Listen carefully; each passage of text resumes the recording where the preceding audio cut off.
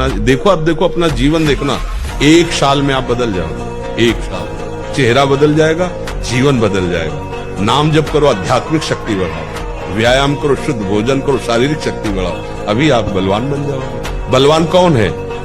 दूसरा गाली दे रहा, आप सह गए उसे बलवान कहते, उसके थप्पड़ मार दिया उसे बलवान नहीं कहते। आप में क्षमा है तो आप बलवान हैं, काम को आप जीत रहे हैं, आप बलवान हैं। आप 1 साल ब्रह्मचर्य रहकर देखिए, नमक रोटी खाइए आप, और आपसे अगर कोई हाथ मिला ले तो उनसे बात करना। 1 साल केवल आप ब्रह्मचर्य रहिए, व्यायाम संयम से रहिए, और आपसे कोई हाथ मिला ले तो बताओ, चाहे टेढ़ा को आप उठा के पटक देंगे, क्योंकि ब्रह्मचर्य का बल है। कहते हैं आप ब्रह्मचर्य रह के देखो और नाम जप करो, बड़ी बड़ी विपत्तियों को रौंद के न निकल जाओ। तो हमसे बताओ, ब्रह्मचर्य वो पावर है जो आपकी सोच को पॉजिटिव करता है। अगर हम आज दहाड़ रहे हैं तो भगवान की शरण में और ब्रह्मचर्य से हैं, उससे हम दहाड़ रहे हैं, भगवान की शरण में और ब्रह्मचर्य। वही तुम्हें सब नौजवानों को कहते हैं, तुम थोड़ा जिसे निकालने में इतना आनंद समझते हो, उसको रोक के तो देखो, बहादुर बन जाओगे, माया पर विजय प्राप्त कर लोगे, हर विपत्ति हर संकट को रौंदने की सामर्थ्य आ जाएगी।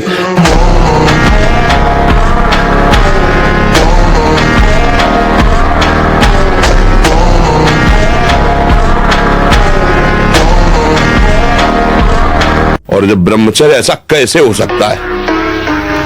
बल है ना, अध्यात्म बल, शारीरिक बल की बात नहीं कहते, ऐसा कैसे हो सकता है? यदि एक बार ऐसा हुआ तो 1000 बार मैं प्रयास करूंगा और इस पर विजय। वो मतलब जिद्दी स्वभाव, एक निष्ठा उसी से आती है, उसी से। पहले खेती जोतते थे ना किसान, एक फार वाला होता था और पूरे खेत को उसी से जोतला है, बलवान होते। 2 लीटर मठा और 8 रोटी पाए, बैल की जैसी ताकत। अगर बैल को नाक पकड़ के रोक ले तो वही खड़ा हो जाए।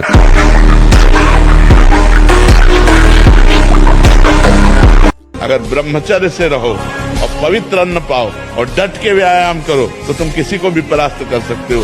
डबल शरीर है लेकिन आपके अंदर ब्रह्मचर्य तो हो सकता है आप ऐसे हो, लेकिन डबल शरीर वाले को आप गिरा सकते हो। तो आजकल लोगों के दिमाग में पता नहीं क्या भर गया है कि शराब पीना, अंडा खाना, मांस खाना, पता नहीं उनको क्या समझ में आता है कि क्या बल है। अगर हम आज दहाड़ रहे हैं तो भगवान की शरण में और ब्रह्मचर्य से, उससे हम दहाड़ रहे हैं, भगवान की शरण में और ब्रह्मचर्य। वही तुम्हें सब नौजवानों को कहते हैं, जिसे निकालने में इतना आनंद समझते हो, उसको रोक के तो देखो, बहादुर बन जाओगे, माया पर विजय प्राप्त कर लोगे, हर विपत्ति हर संकट को रौंदने की सामर्थ्य आ जाएगी।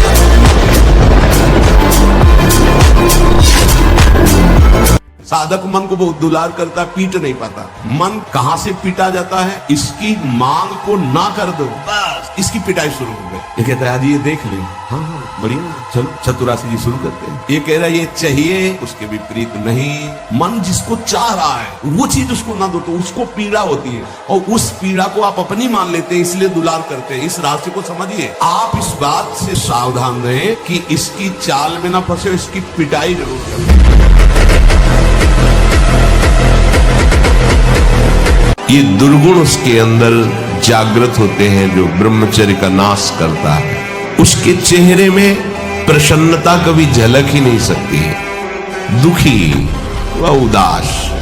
जो ब्रह्मचर्य का नाश करता है, देखने से इस बदसूरत नजर आने लगेगा, चाहे जितना गोरा हो, चाहे जितना ऊपर से चिकनाट लगाए हो, लेकिन उसके कपोल और नेत्र बदसूरत हो। जैसे आग में पैर रखते हुए कोई चले तो कैसे चलेगा, ऐसे ही ब्रह्मचारी की पहचान है। इतनी स्फूर्ति उसके अंदर होती। सोच सही नहीं है तो चाहे आपके पास अरबों रुपया हो, आपका जीवन नरक जैसा रहेगा, क्योंकि आपकी सोच नाना प्रकार की वासनाओं में, खेल में फंसाकर आपको नष्ट कर देगी। ये सबसे बड़ी कमी है जो हम निराश हो जाते हैं। किसी भी स्थिति में निराशा नहीं आनी चाहिए यार। मनुष्य जीवन में किसी भी स्थिति में निराशा नहीं आनी चाहिए। हम फेल हो जाएं, हम हार जाएं, हम घाटे में, हम विपत्ति में, ये सब बनी रहेगी क्या भैया? रात नहीं रही तो दिन नहीं रहेगा। और हम सबसे कठिन अनुभव कर पाए हैं जीवन में कि निरंतर भजन करना सबसे कठिन बात है। जिस क्षण आपका भजन छूटा उसी क्षण माया उसे विपत्ति में फंसा देगी, कोई ऐसा कार्य करवा देगी, जलता रहेगा हृदय। भगवद स्मरण। अरे घर वाले सब स्वार्थी,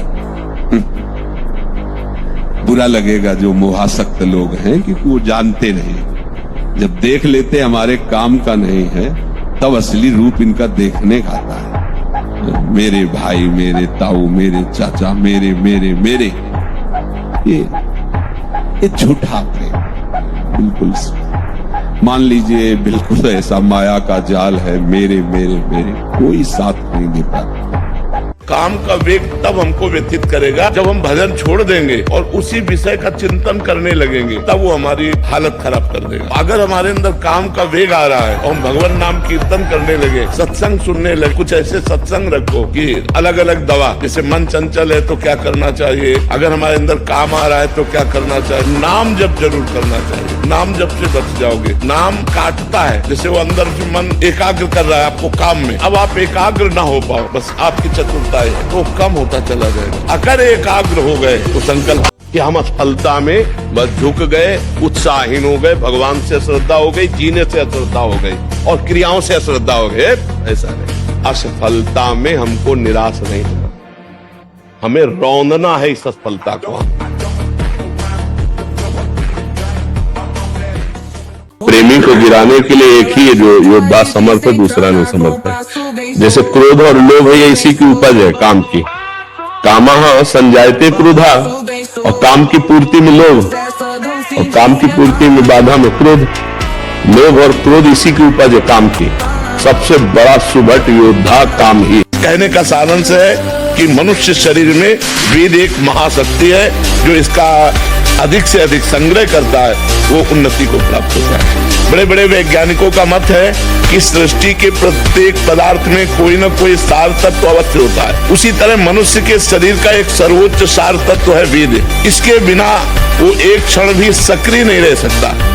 तो जो व्यक्ति अज्ञान के कारण अपने वेद का क्षरण करता है, नाश करता है, उसमें बहुत से दोष उत्पन्न हो जाते हैं। और कुछ बातें तो ऐसी हैं जो सबको ज्ञात है कि किसे अधर्म कहते हैं। जहां आप कार्य करने के लिए सोचा और अंदर से उत्तर आया नहीं ये गलत है, वो अधर्म है।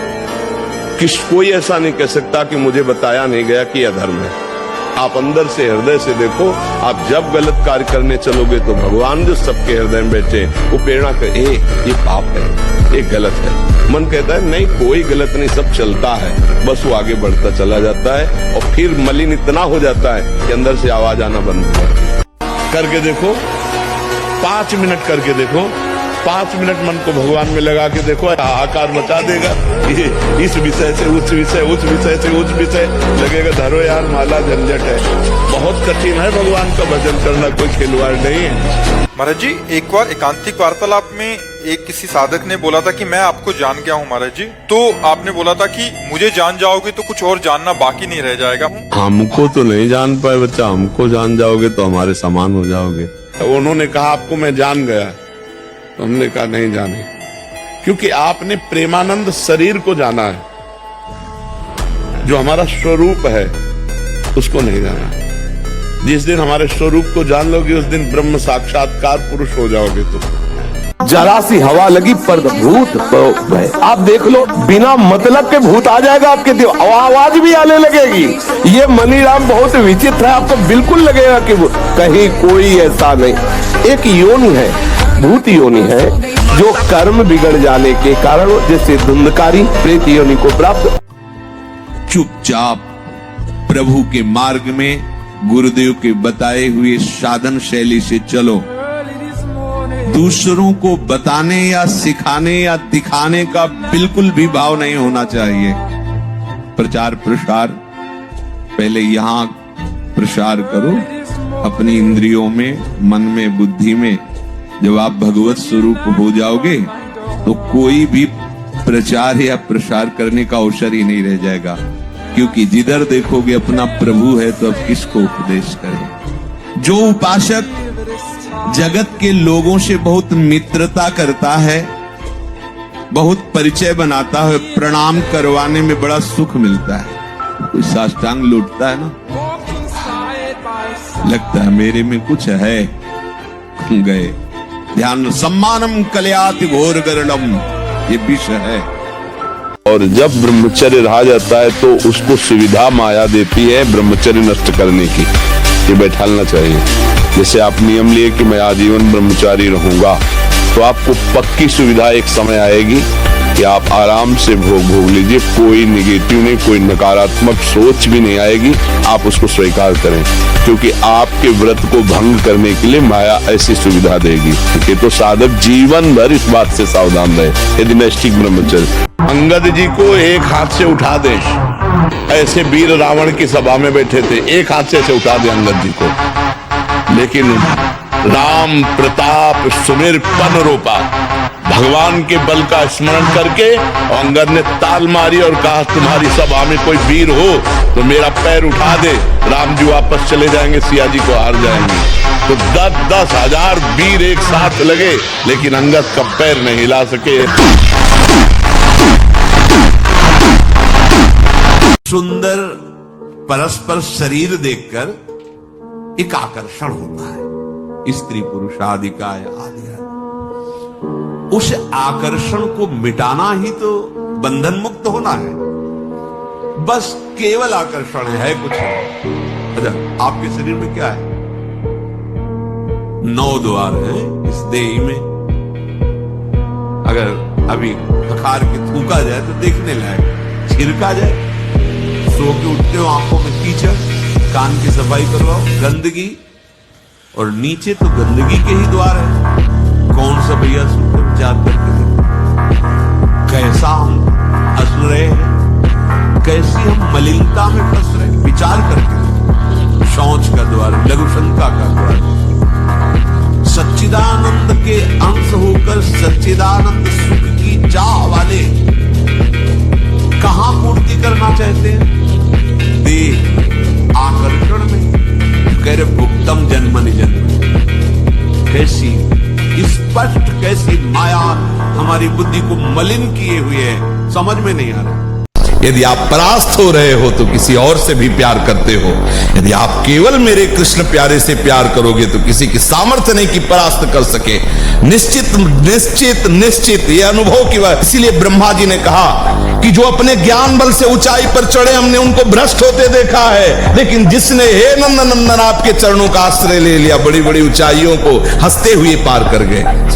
पूर्ण दृढ़ निष्ठा रखो कि आपकी दृष्टि में पावर होना चाहिए। आप देख के मुस्कुरा दिए, आप ऐसे सरल से देख, कोई भी आपको बात करेगा, छेड़ेगा, परेशान करेगा। अंदर से भगवत चिंतन चल रहा है, सबके प्रति भगवत भाव है, लेकिन आपकी दृष्टि में बचाइए अपनी दृष्टि को, तो आपकी दृष्टि में सामर्थ्य आ जाएगी। ऐसे ही आप जो देखते रहते हैं, आपकी दृष्टि शक्तिहीन होती रहती है। संत अपनी दृष्टि को, जितना आप अपनी नेत्रेंद्रिय को फिर आप देखेंगे तो सामने वाले के अंदर जो अपराध वृत्ति भयभीत हो जाएगा। दृष्टि में बहुत ताकत। कौन ऐसा है जो ना चाहते हुए भी जबरदस्ती पाप करवा रहा है? हम चाह नहीं रहे, लेकिन ना चाहते हुए भी जबरदस्ती जो अपराध करवा रहा है, पाप करवा रहा है। उन लोग कहते थे कि हमें पता भी नहीं चलता हमसे ऐसा कैसे हो गया। अभी इसी क्षण सुधर सकती क्या? बोले हो आपको जो तुमने अपने को शरीर का संसार का मान रखा है, इसको अभी हटाओ, अभी आप अपने इष्ट को स्वीकार करो कि हे नाथ, जैसा भी मैं हूँ आपका हूँ। जैसे प्रभु कहते ममई वाम तो तू मेरा है, तो आप बोलो श्री कृष्ण मेरे है, मैं श्री कृष्ण का हूँ। क्या जानोगे संसार के राग में, भोगों में फंसे हुए? क्या जानोगे भगवान नाम की महिमा? भगवान के महान नाम में इतनी सामर्थ्य है जो भगवान की सामर्थ्य से भी ज्यादा है। भगवान अवतार लेकर के गिने चुने लोगों का उद्धार करते हैं, और नाम तो असंख्यों का उद्धार कर चुका है और करता रहेगा।